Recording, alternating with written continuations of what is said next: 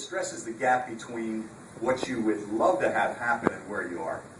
And so at 7, my mind focused first of all on walking again after I lived. And after that, it was really on becoming coordinated. My passion was for grace and ease and effortlessness. I would watch these guys play ahead of me, guys that some of them have been mentioned, but also the players, on television. And I filled that gap with what I would love to see happen.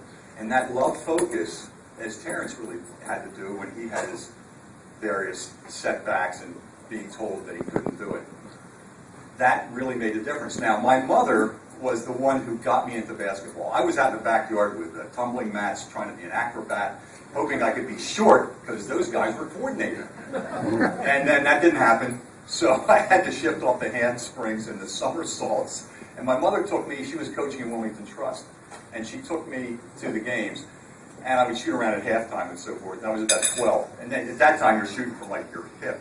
You can't get the ball up.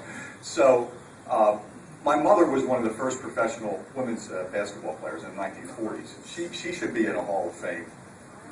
And she really was unusual. And like Ronnie Hill, my buddy here, and Ron Robinson, Ricky Myers, Vera Firestone, they all know that my mother would say after the game, nothing about the points. Your defense and rebounding, you did pretty well, but you're passing. And so I was sort of groomed to have to be well-rounded, be sort of a renaissance man in basketball, and couldn't be just the points. So hence, I did have either the misfortune or whatever, the good fortune of having to guard the best player of the team. I remember playing Rutgers.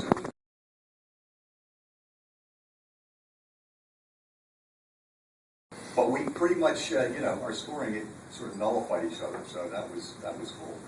Anyway, my father came into the scene with books on psycho-cybernetics by Maxwell Maltz, Norman Vincent Peale's Power of Positive Thinking, and hypnosis. He got very good at that, but being a rebellious adolescent, I never did anything with his hypnosis. However, I gave Joe Dunning a heads up I might be mentioning this. That somewhere along the line, I don't know where I heard this, I can't remember the source, it was rumored that Dunning had utilized hypnosis to improve his game. Maybe Joe can verify this. I will say that Coach Sloan gave each of us Psycho-Cybernetics by Maxwell Maltz. There you go. That's absolutely true. Now, I've got to honor Norm Sloan. I met him at in 10th grade at the Diamond State basketball camp. And my mantra, he taught me to shoot a jump shot. My mantra became elbow, wrist, and fingertips. And it was Norm Sloan. And I really considered going to, he was at Florida at the time, and I really considered going there. When I went there as a recruit, I was the shortest guy. The only guy who was the same height as me was the guy taking us around. And I spent the whole weekend before I went back to my high school that Monday like this. So anyway, I wanted to share something from one of my books, but my current gap in terms of the space between what I'd love to have happen where I am, I'm severely visually impaired because of glaucoma. So I've asked my friend, Father Rod Wells, to share with you something from my book, The Space Between Stars. That space between where you are and where you want to be. And the best way to fill it is with love and not anger, fear, sadness, and depression. This is about those of you who remember I had a penchant for wanting to hang in the air and see what I could pull off, these airborne acrobatics.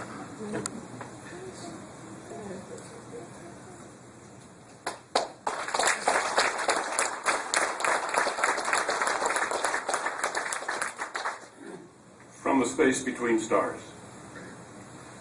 What compelled him to engage in these airborne acrobatics?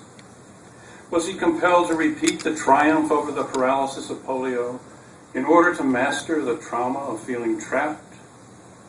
Wasn't his excitement over Flash Gordon breaking free of death traps in episode after episode a repeat of bridging the space between hopelessness and hopefulness?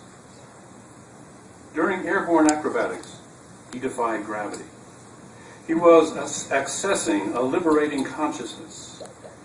In this state of consciousness called flow, or the zone, he bridged the space between the material and spiritual realms.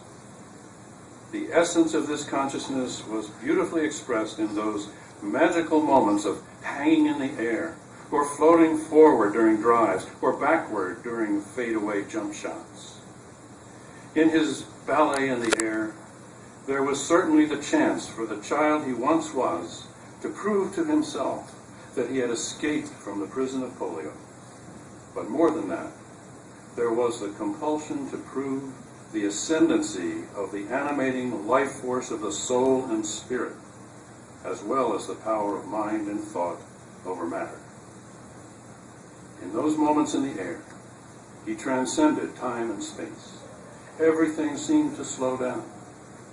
Deep down in the depths of his heart, he was using basketball as a vehicle for satisfying the longing to return to the stars and to fly with the angels.